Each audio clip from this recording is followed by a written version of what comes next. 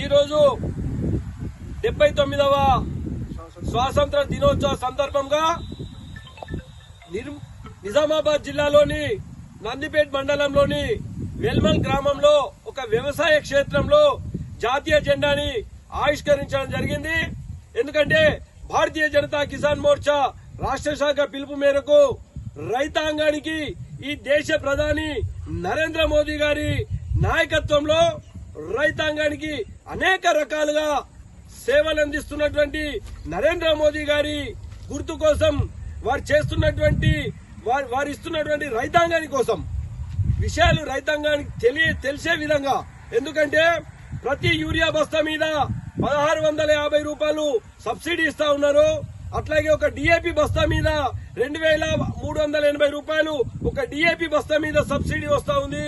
దానితో పాటు కాంప్లెక్స్ వాడుతున్నటువంటి ప్రతి కాంప్లెక్స్ బస్తాపై కూడా 2300 నుంచి 2700 వరకు కూడా ప్రతి బస్తాపై కేంద్ర ప్రభుత్వము ఒక బస్తాకు సబ్సిడీ ద్వారా రైతాంగానికి ఇవ్వడం జరుగుతా ఉంది.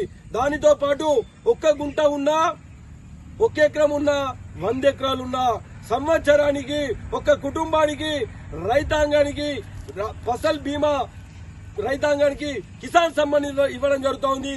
అట్లాగే కేంద్రంలో రైతులు చీడపీడ పురుగులతో కానీ మరియు అధిక వర్షాలు పడ్డా, వర్షాలు లేకున్నా రైతులు నష్టపోకుండా ఉండాలంటే ప్రతి రాష్ట్రంలో కూడా ఫసల్ బీమా అమలు చేయాలని చెప్పి ఫసల్ బీమా కూడా కేంద్రంలో అమలు చేస్తా ఉన్నారు.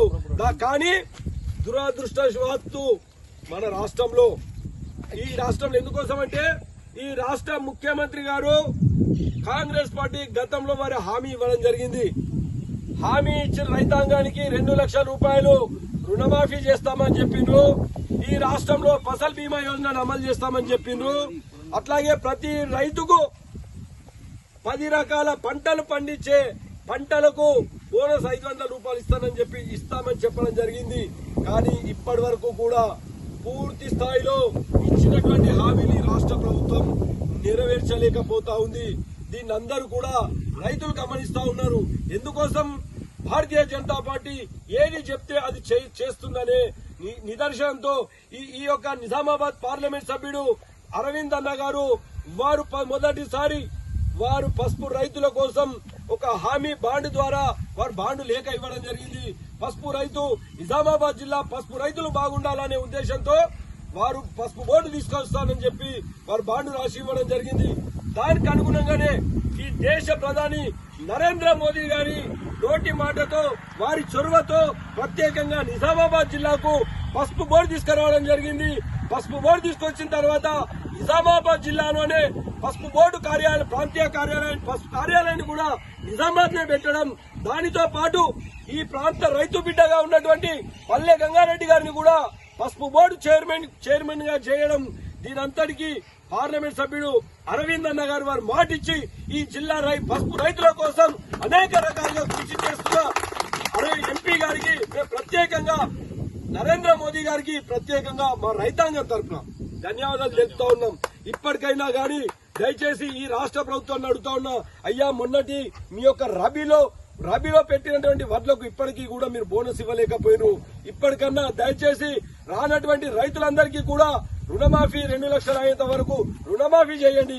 ప్రతి రైతుకు మీరు ఇస్తాన్నటువంటి ప్రతి పంటకి ఇస్తాన్నటువంటి బోనస్ ఇవ్వండి. ఇప్పటికైనా మీరు ఇచ్చిన హామీల్ని నెరవేర్చాలని ఈ రాష్ట్ర ప్రభుత్వాన్ని ఈ యొక్క వెల్మల్ వ్యవసాయ క్షేత్రం సాక్షిగా ఈ రాష్ట్ర ప్రభుత్వం దయచేసి రాష్ట్ర ముఖ్యమంత్రి గారు ఇప్పటికైనా జిల్లాలో ఉన్నటువంటి కాంగ్రెస్ ఎమ్మెల్యేలు గాని, జిల్లా ఇన్ఛార్జి మంత్రి అయినా గాని మీరందరూ కూడా చొరవ తీసుకుని మీరు ఇచ్చినటువంటి హామీల్ని ఈ రైతాంగానికి నెరవేర్చాలని చెప్పి ఈ రాష్ట్ర ప్రభుత్వాన్ని కోరుతా ఉన్నా.